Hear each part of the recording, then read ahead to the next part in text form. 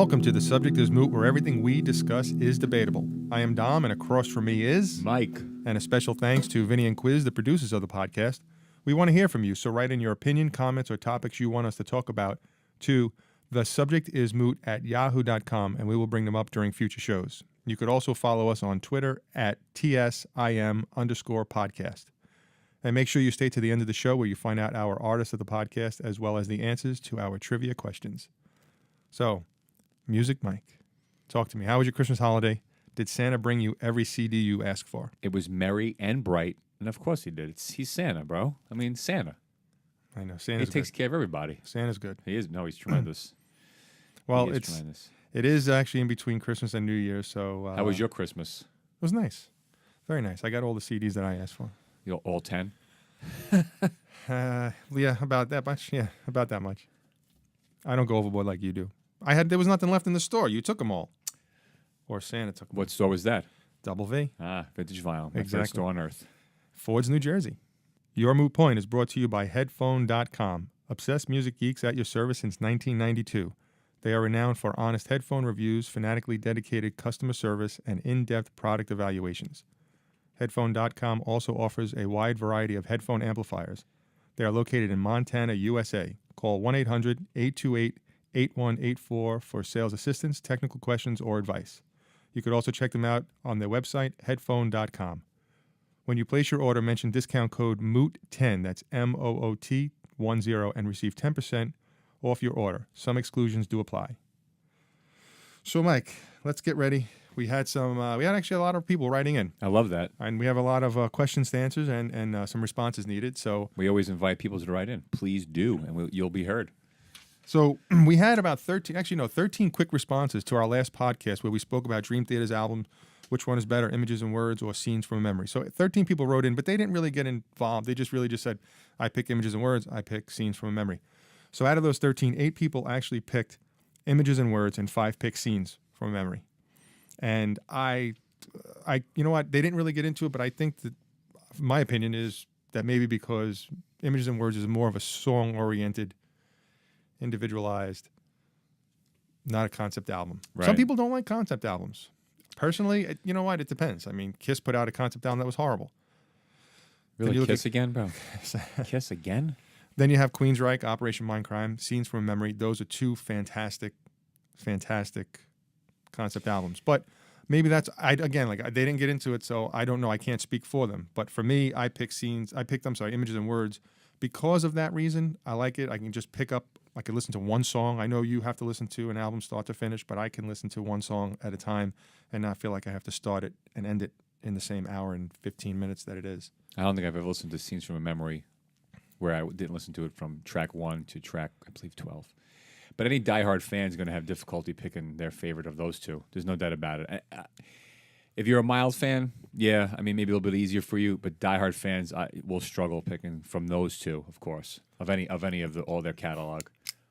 It wasn't easy, to tell you the truth. It wasn't. Even for me. Scenes is a tremendous album. I couldn't pick easily, but if I have to pick, I'm going to say Images and Words. Yeah. And we already talked about it. Yep. But they're both Don't a get me gift. started again. They're both a gift, and so that was 8 picked Images and 5 picked Scenes. So that's not bad. We have a good segue actually from Janie from New York. Right from that to what she wrote in. She's a loyal listener who made us very happy the last time with her email regarding her love for Dream Theater and Queensryche.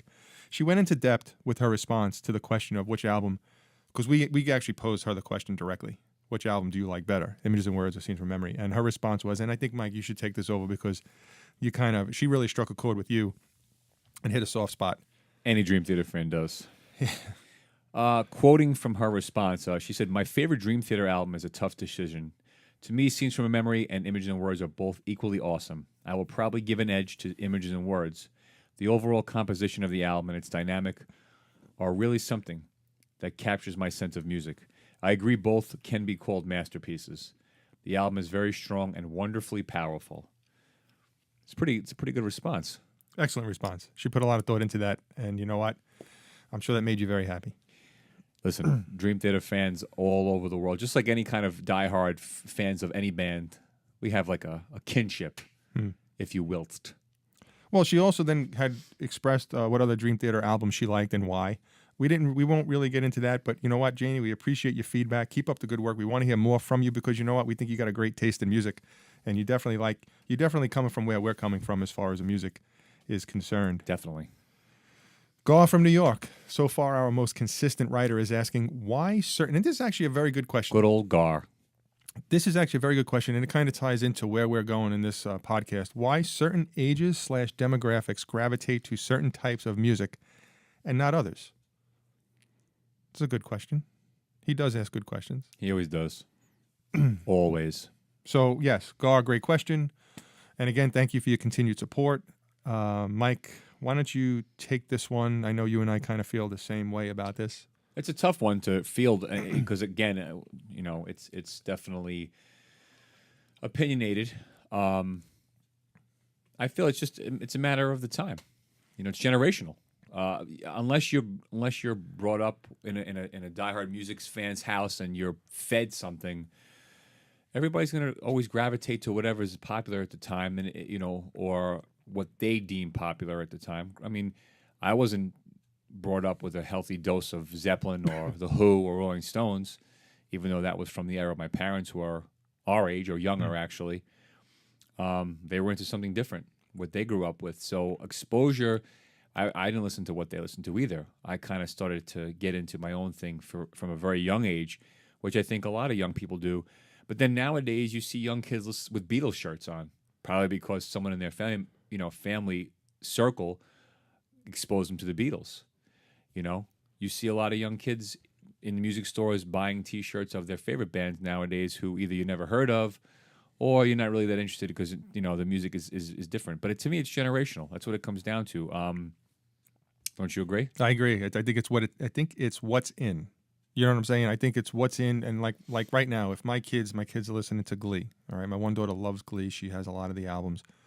But if you look at the songs that she likes, like Smooth Criminal, Journey.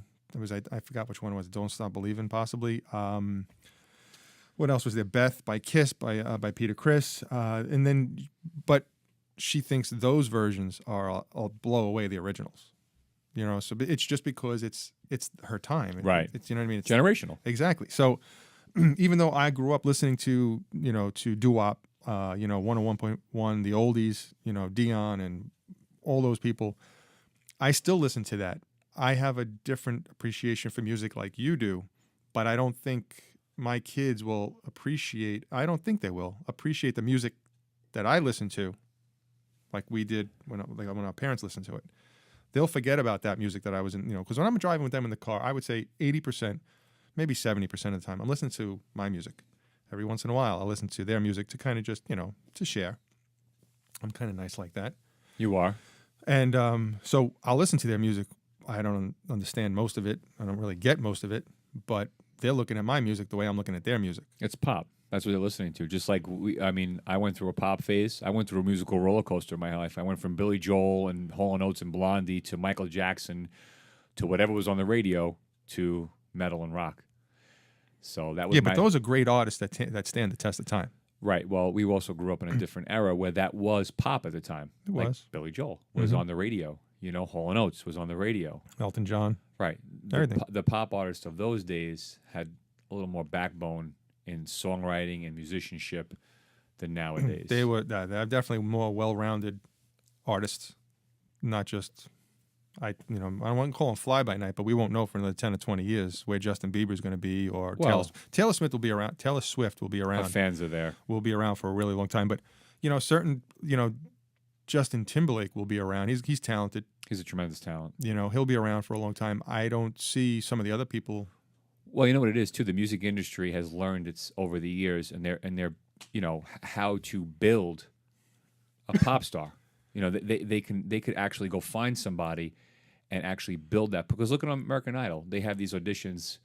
They sound good off first take, and they build them into these pop icons, right? Mm-hmm. Look at Carrie Underwood. Look at Daughtry. Yeah, well, Clarkson.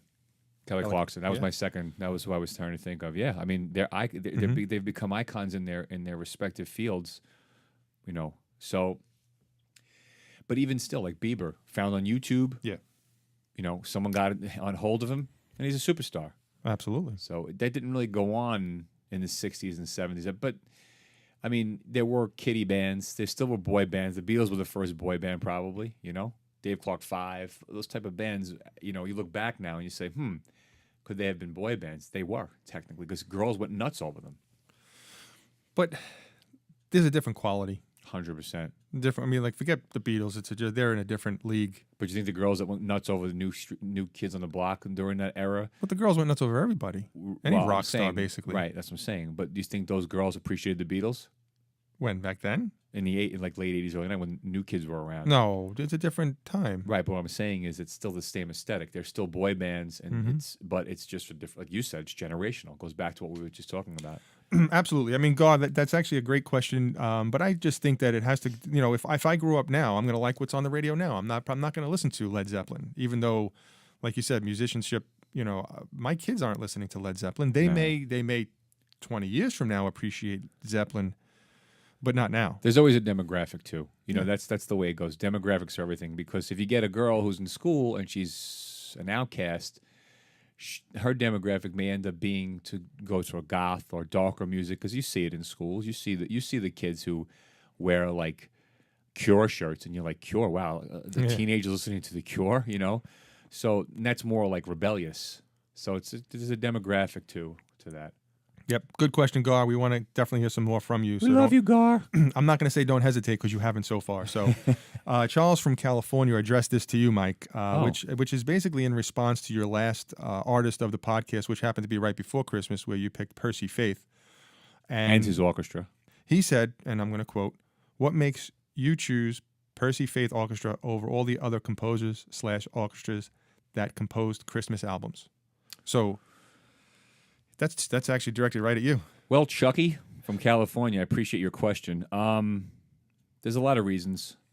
First reason, which is not really a good explanation, is there's something about him and his music and the way Christmas music is well known. A lot of it's very standard. A lot of it's, been heard and done. But back in the era when he was around in the 50s and 60s, he did something with a lot of the religious songs, the more fun Christmas songs, feeling his composition, the arrangements, all the little nuances he put into the songs is what, to me, and I've listened to the Montovanis, the Johnny Douglas and his orchestra, Arthur Fielder, John Williams, Eugene Ormandy and the Philadelphia Orchestra. The list goes on, and I can go on all day about all the great orchestras that did Christmas music and did their own versions. And even though I love them all, a lot of them are great, Percy Faith still stands the test of time as being number one by far in my book because of those reasons. Feeling, composition, arrangements, the recording, the way it was recorded, and there was just something about it. The sound, there's something about it. I guess also I heard it a lot growing up probably. Oh. Great question, Chucky. Great question, detailed answer, Charles. Definitely appreciate you writing in. Much appreciated. To the 13 Dream Theater fans, Janie, Gar, and Charles, again, thanks for writing in. We appreciate you listening and supporting us. It's always nice to know that you guys are out there. Muy bien. Trivia time. We have 3 questions. I've always liked this one. What is the difference between a violin and a fiddle? It's a good question, right? It depends. We'll go over the answer later on, but I always like that question. What is Alice Cooper's real name? Wow. Yeah. And what is Sir Elton John's real name? I'm not sure if I know either one of those. I know Elton John's. I just learned of Alice Cooper's, and I know the difference between a violin and a fiddle. And everybody will know at the end if they stick around. They will. I hope so. They want to hear my long-winded artist of the podcast. Of course they do. So Jennifer and Mark from Farmville, Virginia wrote in. They previously wrote in, and I think it was episode 6, and they had asked Mike and I if we felt music is dead. And this subject is kind of lengthy, and we just couldn't, I guess, discuss it that day that they had asked this question. We think it's definitely a good enough question to where we could actually talk about it in length, and that's what we had to do today. It's a good segue into what we were talking about before with Gar's question, where it came with age and demographics. Sure. But basically, in a nutshell, and we're going to get into it, but I'm going to land the plane really quick. And I just can it be landed quick though? Well, we should really want our listeners to pull up a nice cozy chair, grab a warm mug of eggnog, and be ready for this one. We may have to circle for a little while, all right? But Yeah. I'll just tell you this. Basically, I think it really depends on who you ask. Yep. In my opinion, music has definitely changed, but not ended. It is a moot point. It is definitely a moot point. I think music has changed, Yeah. no question, but it definitely has not ended. And we'll definitely get into it. Mike, you know what? Why don't you talk to me? I know you and I speak about this in length. Everybody talks about it. I tell you the truth. Let me just start off with this. What does that really even mean? Is music dead? We're still listening to it. Yeah. Yeah. But I know what it is, and I'll tell you why I think what my answer is. But let's you start it off. Well, I think, and this is not my opinion right away on this subject, but I believe it's a term that's being used right now from people who grew up with music. The music industry was different, and I think it really has to do with. I think it's, to me, in my opinion, it's industry related. This term, the term "music is dead" to me lies within the eye of the beholder. Obviously, it's a heavy opinion. The way the music industry used to be run, the money that was put into the artists, the money that was robbed from the artists, that aspect of it is changed. Because if you're a band and I sign you and I tell you, okay, we're going to give you $1 million, and within that $1 million, you have to make a video, record your record that's going to be promoting all of that stuff, and whatever's left over is some of your pocket change. Then we're going to give you X amount of money to tour, and we're paying for your tour. That stuff doesn't go on these days. That does not go on. Somebody from the band, the thrash band Exodus, just recently made a really funny comment. It's not really that funny, but he said basically we're traveling T-shirt salesmen, and to me, what that means is basically they're touring to make money off the sales of their merch. That's where they're making their money, because they're not selling 500,000 records anymore like they did in the 80s, if they ever did. But I know they were popular for a while, and they're not getting on the big tours.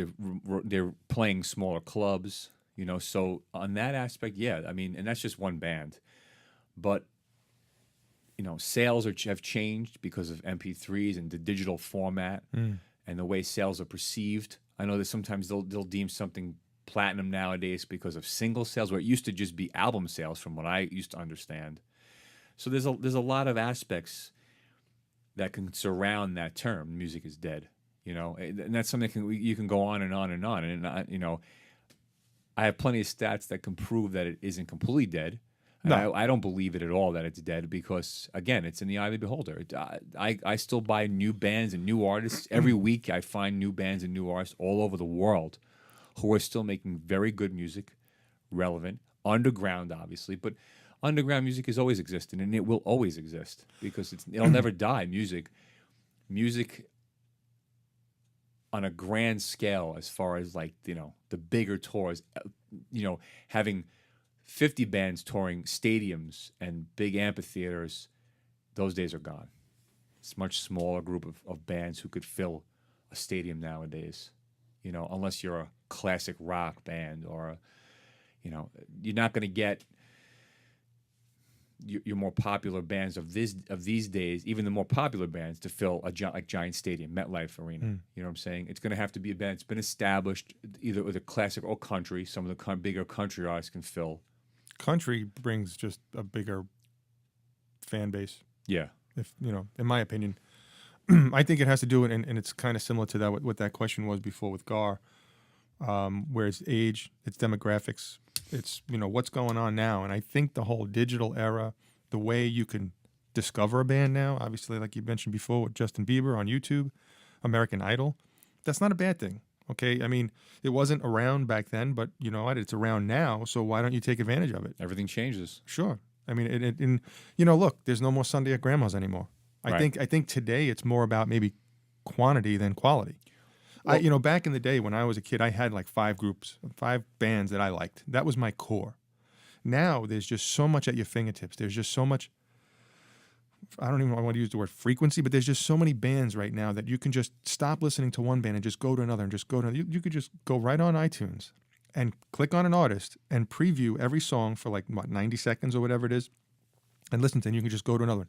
That's also not a bad thing either. And the funny thing about that, I mean to interrupt you, but the funny thing about that is people argue that music is dead because of those formats. But because of those formats, You're exposed to a lot more. so much music out there at your fingertips. Exactly. And So many artists, so many bands. I try not to look at the negative of it, and I do understand what everybody's talking, or at least certain people are talking about, like rock and roll is dead or music is dead. And I will tell you how I feel it is dead is really, what is the last greatest band? Now, my question is, will the bands we grew up listening to, after they're gone, will anybody have the popularity, the recognition as the Guns N' Roses, Van Halen, Pearl Jam? Really, what is the last great band? You know, then I know I would probably say the most popular band, doesn't mean that they're great, is Green Day, right? We talk about that. Yeah, I mean, to me, I've been asked that question, and I always come back with this answer: the last great rock and roll band to come out was Guns N' Roses, and people argued, what about Nirvana and Pearl Jam? And I say this: Pearl Jam cannot fill MetLife Stadium like Guns N' Roses just did. Okay, I'm just going to use MetLife because it's near us, so just so people are going to hear me repeating that. That's number one. And even when before Slash and Duff came back, Axl was still selling out a lot of places, a lot of bigger theaters without them. Okay, Pearl Jam is a very great live band, tremendous live band, and they do sell out smaller places. Okay, I love Pearl Jam. Nirvana, he's past Kurt Cobain, but the bottom line is he would have fell into the same role as a lot of the other grunge bands if they were still around making music. They would have been popular, no doubt about it. They would have been more popular than the other grunge bands. I don't know. I think so. I don't. I They don't. exploded. They did. They were the number one of that group of what I call the core four of grunge, but I don't know if they would have been bigger than Pearl Jam right now. I think they would have faded away just like everybody else slightly.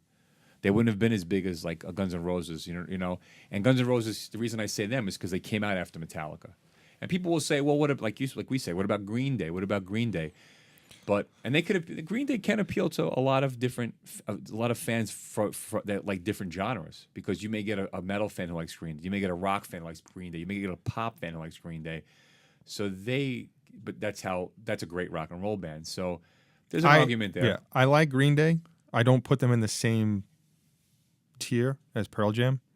I would probably say Pearl Jam is the last greatest band from our era. Right. But I'm also, and that doesn't include, obviously, the Led Zeppelins and everybody before that. You know, the Who, yes, Rush. Well, Rush was kind of like probably a transition from the Zeppelin time to the Pearl Jam in that era. But you know, I think it goes from the kids today are different. Well, here's you the know, point too. Go ahead. About what we were just talking about. You look at a great rock band, especially when we were growing up, and this is how people would say, well, it's different now. A great rock band has album sales and ticket sales. Nowadays, it's slightly different. Like Pearl Jam will sell out a stadium and sell out like an amphitheater, but they won't sell 2 million records anymore. You know, like 10 did, even like Versus sold a lot. But as their albums went on, a little less and less. But their live shows still brought people in. Well, let me ask you a question though. How many bands, you know, can still hold it? You know, I mean, like, look at Van Halen. Van Halen to me is Rush, another one. Rush can hold it. Okay, no question, Rush. And then some. When you have a band that puts out an album like 10, it's hard to top that album. Especially when it's your first. Okay, you look at a band like Van Halen. Their last four. Was it four? The last 4 out of 6, was it? Which was with Sammy Hagar, went number 1. And even the ones with David Lee Roth were phenomenal. How many bands have that stretch of 12 CDs, 12 albums that are almost all fantastic? Not many bands have that. What that deems classic? That they get. That's why they're deemed classic rock or classic nowadays. But you know what? Even Bon Jovi is classic rock now. But how many great records did he have? Think about it. No, not 2. many. Yeah. Slippery When Wet in New Jersey. You know what I'm saying? Before and after that, I mean, obviously Bon Jovi fans would argue. Of course. But I'm talking about like multi-million album sellers. I like Bon Jovi band. I'm not going to call them the last greatest band. No. Definitely. Because GNR came after them anyway. Definitely a great 80s band. they'll stand the test of time because they have a great, huge following. Look at Metallica. Metallica lost a lot of fans though when the Black Album came out, but Yeah, they also gained. But they gained more. But they gained the commercial fans. Right. They gained more fans. So Who stayed with them through Load and Reload and Saint Anger and well, that's like that are Queensryche. still there. Right? I Well, no, because you can't compare because people will still fill a stadium for Metallica. No one gives a crap about No, but what I'm Queensryche. saying is after Empire came out, really, what was their last greatest album after that? Well, I've spoken to fans who say they'll still follow Tate over the band right now. That's the split. And me, I say no, there's no way because I'd rather hear what Queensryche should have always sounded like, which is what the band sounds like with their new singer Todd Latore, as opposed to listen to Jeff Tate struggle through their back catalog, which you can't handle anymore. So, and I'm not putting them down. It's just a fact is a fact. It's the same thing with Roth trying to go out there and they sell $200 a ticket to see him struggle and kill those songs. Luckily, the band sounds solid. So. I think the kids today, though, I think I think their appreciation for music is not what the appreciation was when we were kids. I think For anything, well, it is true. anything. I think when you look at, we don't really know what goes into making music because we're not in the industry, like the actual artists. We've looked recording into it But no, enough but- to understand it But even to being a certain degree. even being in a band, we recorded demos. We knew what it took to even just try to put a demo together. Right. Laying down the tracks individually or just even doing it as a band and how many takes it took and whatever. But I think today the kids don't really.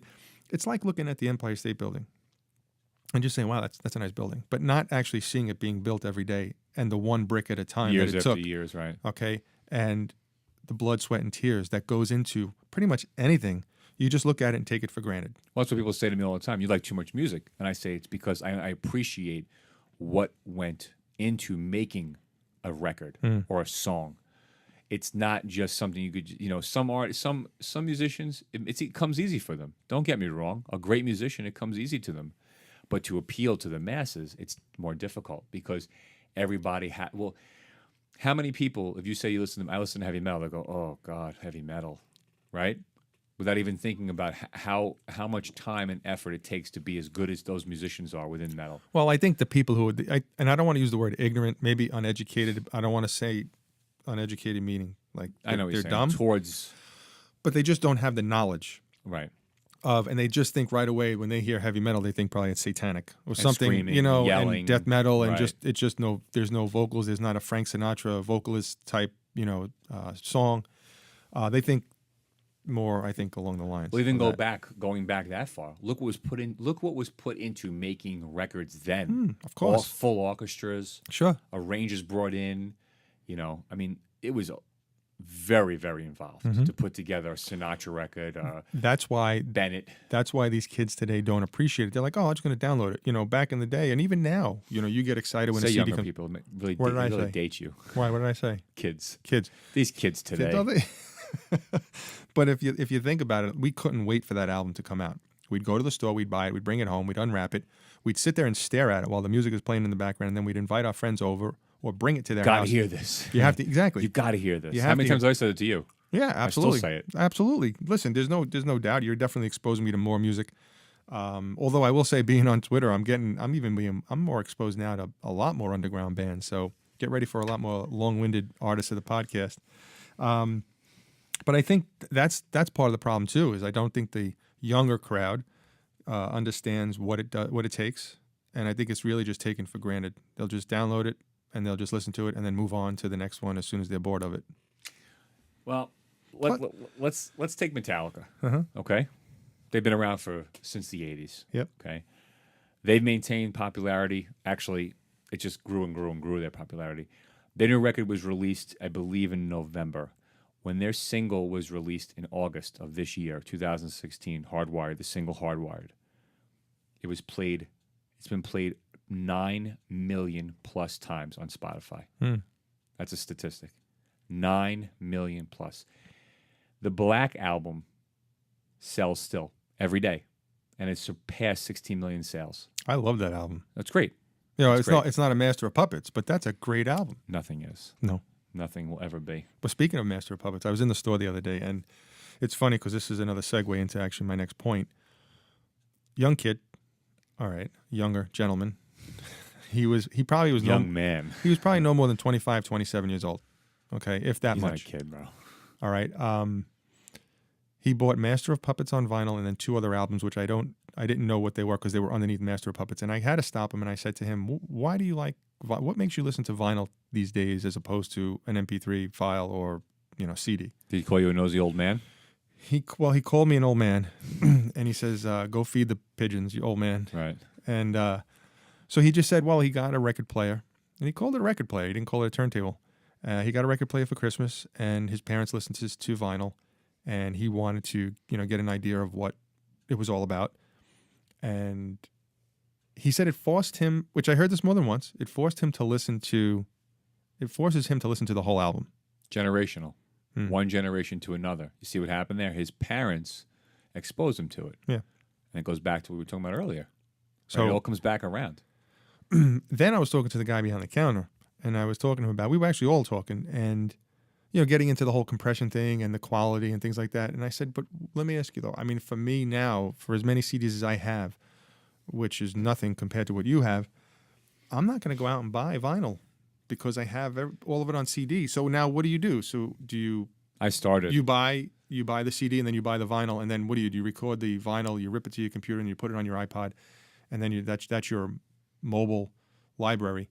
And then when you want to sit down and just put the headphones on, you put the record player on. But to tell you the truth, I mean, God bless you if you have that kind of time. And money. Yeah. Because vinyl is expensive. Well, that's the thing. So if you're going to spend $20 on a Master of Puppets album, try 30. I don't know if this was 30. I don't remember. If it was 180 gram, I'm sure it was above $25. I don't really know. Right. I didn't see the price. I just saw the big, and it was nice. It was nice. It was a blown up, picture of the cemetery. That's another reason why vinyl's great. The artwork. But I just can't see myself. Look, I understand it forces you to listen to a whole album, but how hard is it to go to the next track on a vinyl? It's not as easy as on a disc. No, on vinyl. Oh. You just pick up the needle and move it to the next track. I mean, it's annoying, I guess, when you get used to CDs, but I couldn't own two. But if you think about it, though, a lot of people in the vinyl days prior to cassettes and CDs being, even cassettes were a pain in the neck, they were album listeners. People got into the whole record. I mean, I still hear people talk about, like, Yes records, which there are some times in those older 70s, classic Yes records where there's a lot of dead space that if you had a fast forward button, you'd like to fast forward so that it kind of picks up again, but it forced them to love it. And after hearing it over and over again, it became their favorite record, because there was no choice. You're not going to skip the needle and try to keep hitting the record and trying to find the next spot. Yeah. So it does. I agree. It does force you. And I'm not going to say that that's why I'm an album listener. That's just how I became as I got into music, because I felt like there's more to an album than just its hit songs. There can be. Well, I know we talked about this in the past. I like listening to the B-sides. I like listening to the not so popular ones. Deep tracks. I will listen to. I'm not a big fan of greatest hits, although if I'm not into an artist, if I don't know an artist well enough, I'll buy their greatest hits first, just to hear and then just kind of, wet my beak a little bit, and then I'll go buy, the albums where the deeper tracks are that they're not so radio friendly or what have you. Right. You listen to a lot of Elton John's music. I love Elton John. It's much more than Candle in the Wind and. Well, I think two artists who are much more than their greatest hits are definitely Elton John and Billy Joel. Way more than their greatest hits. Yeah. Greatest hits wise, my favorite greatest hits are probably The Police and Journey. Well, those are the most popular. Yeah, I mean, because I've delved into both of their back catalogs, and I could understand why their greatest hits are so popular. Not that the songs are bad. No, but they're just not as popular and good right. as. See, but everybody has opinions, then, because there's Police fans out there who love every track they've ever made, just like me. I found Kansas to be way more than just their greatest hits, and this is before years ago. I got into Kansas deep tracks and their albums. They were a great band, underrated, but I won't get into that. But I'm just, as far as relating to the greatest hits theory, there are some bands that have great greatest hits out there, and that's all you need. But again, it's also moot. Well, getting back to the vinyl, so this young gentleman bought some vinyl, and that could be preserving some music. They're gonna kind of spark some interest, get people out there going to buy vinyl, talking about it. And that's the thing too. That's what we want. We want more people talking about music, listening to our podcast, talking about music. To me, music is a gift. All right, and it's a great gift. It's a gift that keeps on giving. It's the greatest gift ever, and besides life. So vinyl. And then when the guy behind the counter said, when vinyl runs out of its popularity, right, CDs will probably come back. And I don't want to see any kind of hard media disappear. Me neither. Believe it or not, there are some underground bands, but I know you're going to laugh, who are putting cassettes out again. Oh, no, we've talked about too. The guy behind the counter and I have talked about that too. Cassettes are coming because it's cheaper too. That I don't understand. Because I could fully understand vinyl because of its sound quality, and I could fully understand CDs. Cassettes I don't get. Well, but who even has a cassette player anymore? I do. Well, because we had them. Yeah, those are old. Because we're old. But I have the cassette deck right over there, and my car even has a cassette deck. It was the last year they made cars like that with cassette decks, or at least this model anyway. But I haven't put a cassette in there. I don't even know if I own a cassette. He has a red 1974 LeBaron. Why do you got to mock it? Sorry. So yeah. So you know what? Demographics, satellite radio too. If you think about it, satellite radio exposes you to a lot of bands. Back in the 80s, you had your 10 and 15 bands. Okay, 80s music, whether it was the hair bands or the electronic, flock of new seagulls wave. Type, 80s new wave. Exactly. So you had like 15, 20 bands. Culture that you listened Club. to. But if you listen to the 80s channel now, there's a lot of bands coming up that I've never even heard of. Right. They just weren't on the radio at that time. So if you think about it, between satellite radio, Spotify, Pandora, and everything else, you're getting exposed to so many older bands that seem kind of new. The only thing is that 80s sound, to me, though, I couldn't listen to a lot of the ones that I didn't listen to back then. I can't get into them now. And that's what I was saying before about being industry driven. That's how music has changed also, because the industry stepped in and told radio stations, here's a song, you're going to play it every 2 hours or every hour and a half or whatever. And there was no room to play the more obscure band, or even if they weren't obscure, but there wasn't a lot of room to put in those other bands. Mm-hmm. Because radio stations were always told what to play, programming. That's what it comes down to. There's so many ways music has changed. I still don't think it's dead, but it's changed immensely in a lot of ways. So It is, yeah, it definitely has changed in a lot of ways. But to tell you the truth, I've embraced the change. But I'm a different type of person. You are, and everybody else who's listening and understands what we're talking about. The younger generation will not understand, but we will. We understand what like the blood, sweat, and tears that went into it, and we appreciate that. That's why we want to hold on to the CD. That's why we look at music a little bit different. But I still embrace the change, because some of that change allows you, and everybody else who are into exploring new bands. We get to use the technology to hear a new band. Okay, we didn't have that. What's the word I'm looking for? We didn't have that highway. We didn't have that pathway back when we were younger. But it was what was on the radio. Right. It was what you were given. Exactly. Force fed. So but that's why I embrace the change. I recognize the change, but I'm holding on to the quality, and I still appreciate what they do today. Right. A lot of the bands today, they go on YouTube, they do their hair up nice, they get all dressed up fancy for the camera, and are they looking to get discovered? Yes. Yes. You know what? Yeah, I know Justin Bieber was one of them, and a bunch of others. But you know what, though? You know what it is? Why would you not embrace that? Well, you have to. Exactly. No, but you know what? Everybody criticizes American Idol, or some people criticize American Idol because of whatever reason they criticize it. But it's genius. It is. It's genius. Because if you look at the Underwoods and the Daughtry and the Clarksons, I mean, how they would have eventually most likely been discovered. But you know what? What if they weren't? You know who the true mastermind was? Cal. He's a multi-millionaire from it. He's still doing it overseas. Yeah. The guy's got his hand in everything, and he was smart.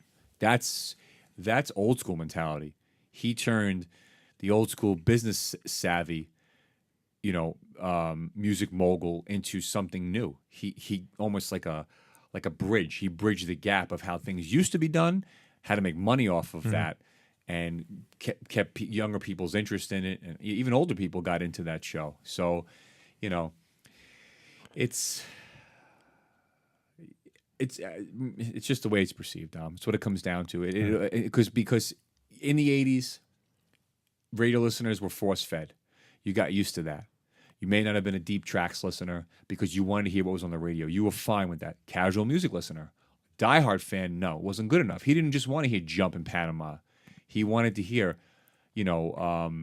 Top Jimmy and, I can't even think off the top of my head of the other great songs on 84, but he wanted more than just those 2 tracks. But for the casual listener, whatever you give me, I'm good with. And that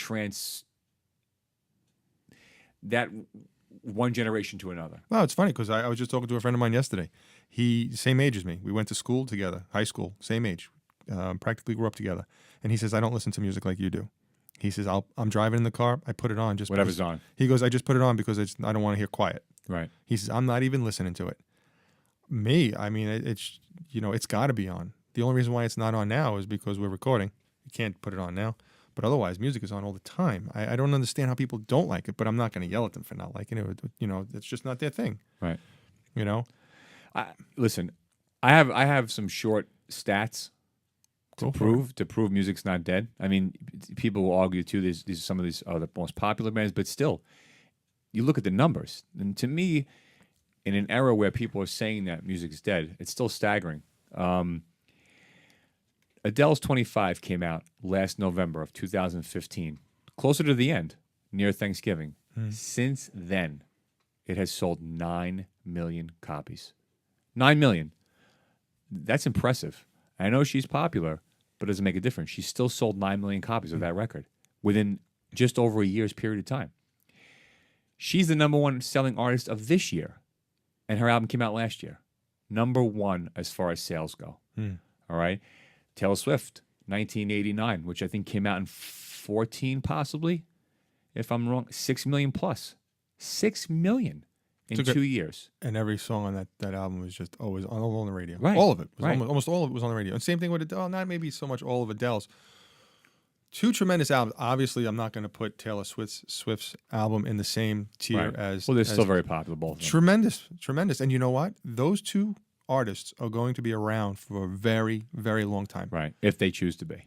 Because they control their careers. The 2 of them have that much backbone that they have taken control of their careers. So it's up to them. Look at Adele. I think it's backbone, but I also think it's passion. Yeah. They have a tremendous amount of passion.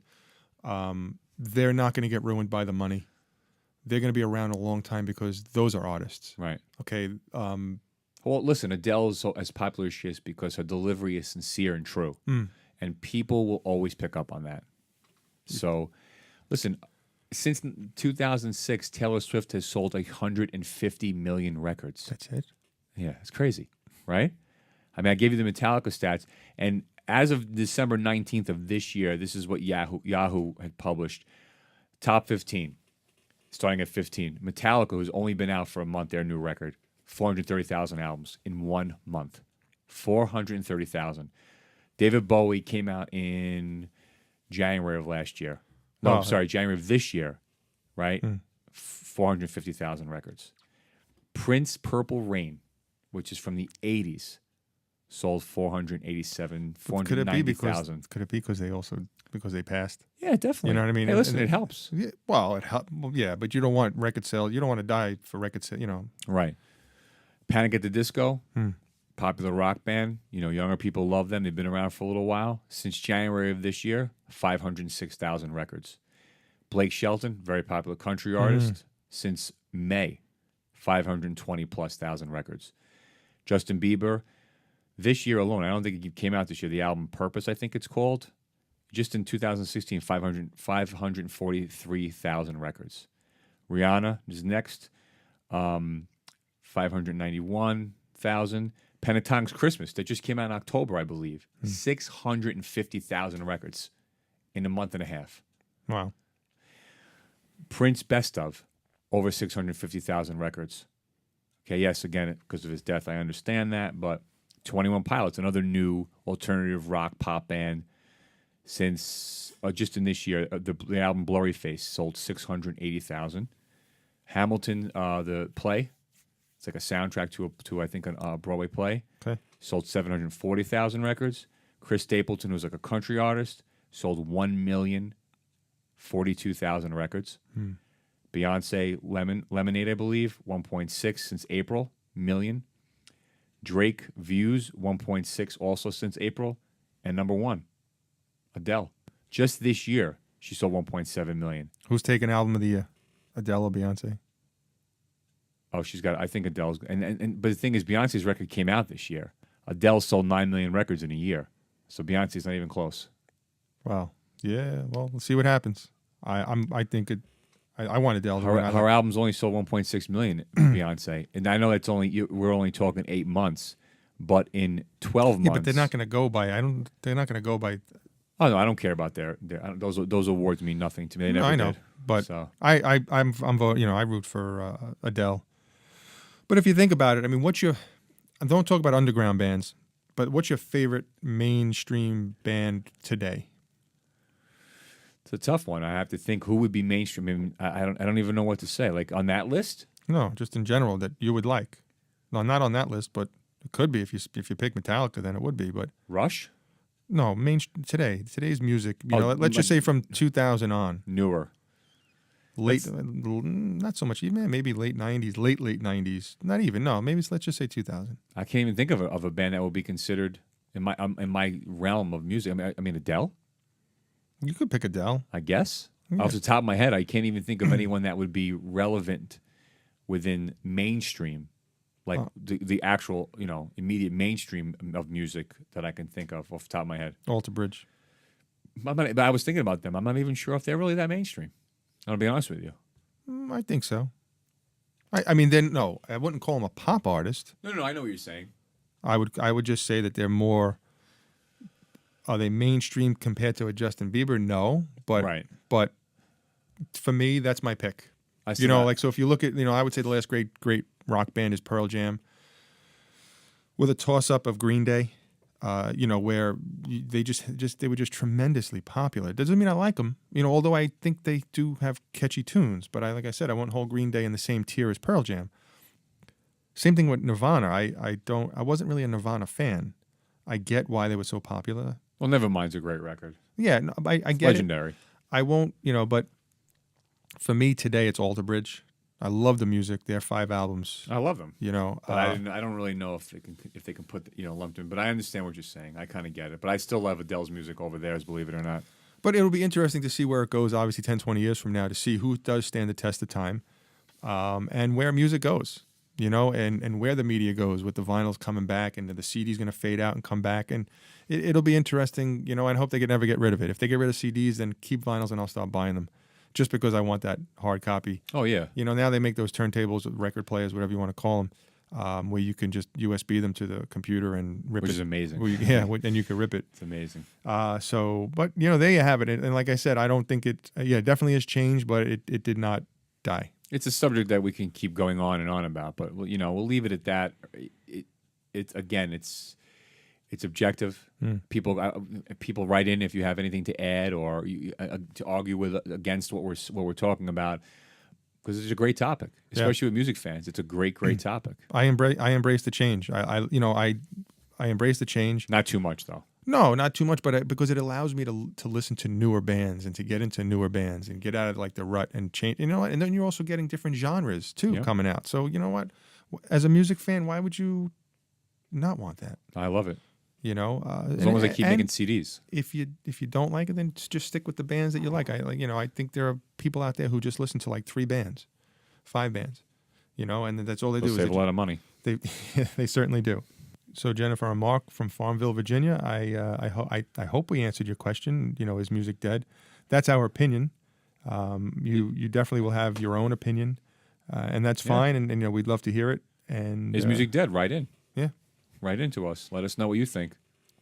Well, it's at that time now where we mention our artist of the podcast, which is brought to you by Vintage Vinyl Records, New Jersey's legendary independent record store since 1979, located at 51 Lafayette Road in Fords, New Jersey.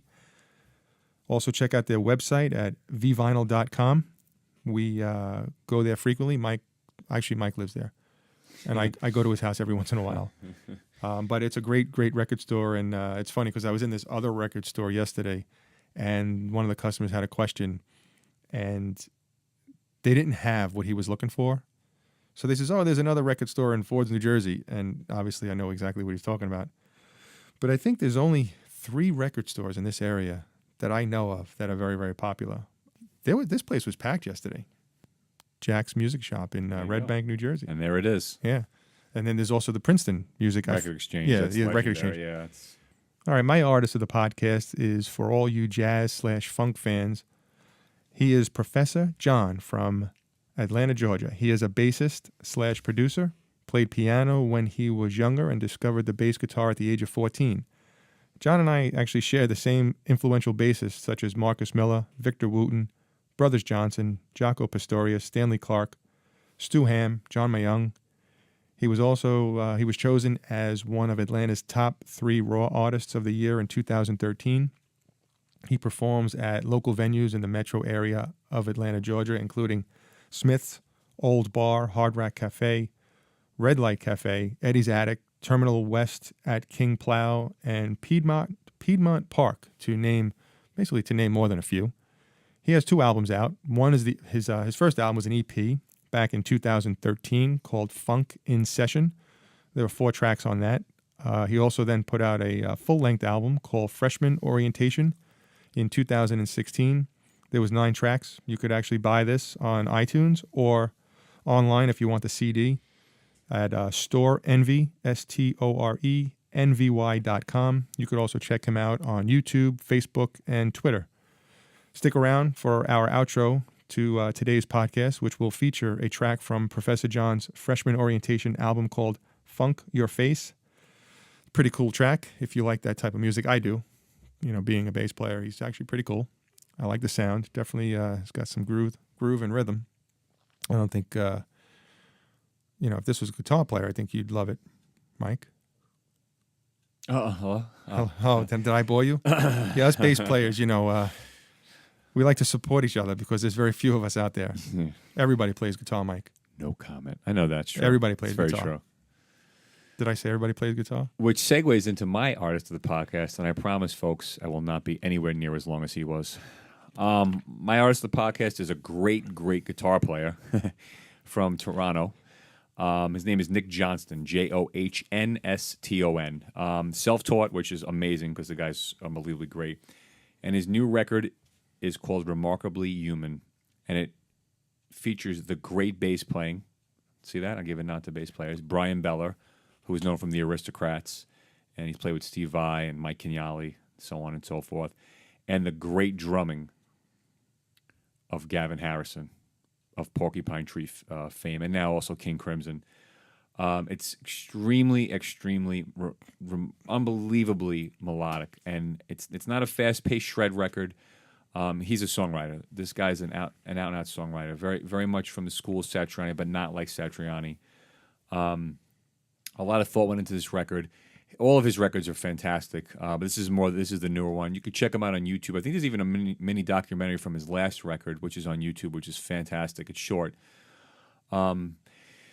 Musicianship-wise, he's great. Songwriting-wise, it's great. His phrasing, his playing, he stays within the box. He doesn't go crazy and over shred. So I think anybody out there who likes guitar playing, who doesn't love the shred aspect, will love it. If you like shred, I think you're still going to like it because when the time comes, he plays. Remarkably Human by Nick Johnston. Check it out. It's fantastic. It is, actually. It's very good. And you know what he does? He stays in the pocket, and it's a good listen. It's a tremendous listen, actually. All right, it's time for your trivia question answers. What is the difference between a violin and a fiddle? The quick answer is really there is no major differences except for 2 things. One being the genre that it's being played in. A violin is for classical/jazz genres, and a fiddle is more for country, folk, and bluegrass. If you want to drill down a little bit more and get complicated, I guess, behind the theory of the instrument, the other difference is the setup. The strings, the tuners, the bridge, the shoulder and chin rests, pickups, things like that. A violinist and a fiddler both possess basically different kind of skills for each of them to play that instrument. But in a nutshell, pretty much they're both basically the same. Question 2 is, what is Alice Cooper's real name? Vincent Damon Fernier. That's a great name. Well, Fernier, yeah, it really is. It really is. We know him as Alice Cooper, and I'm sure he would prefer that. What is Sir Elton John's real name? It's actually Sir Elton Hercules John, but his real name is Reginald Kenneth Dwight.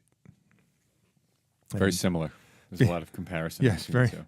So there you have it. I think, Mike, you know what? It's time to land the plane and wrap this show up. We want to hear from you. So write in your opinion, comments, or topics you want us to talk about too. The subject is moot at yahoo.com, and we will bring them up during future shows. You could also follow us on Twitter at TSIM_podcast. That's short for the subject is moot. It's a lot easier to tweet that than the subject is moot. So Happy New Year's, folks. coming up next, our outro song, Funk Your Face, by Professor John off his Freshman Orientation album. For now, though, I am Dom, and across from me is Mike, and we are out.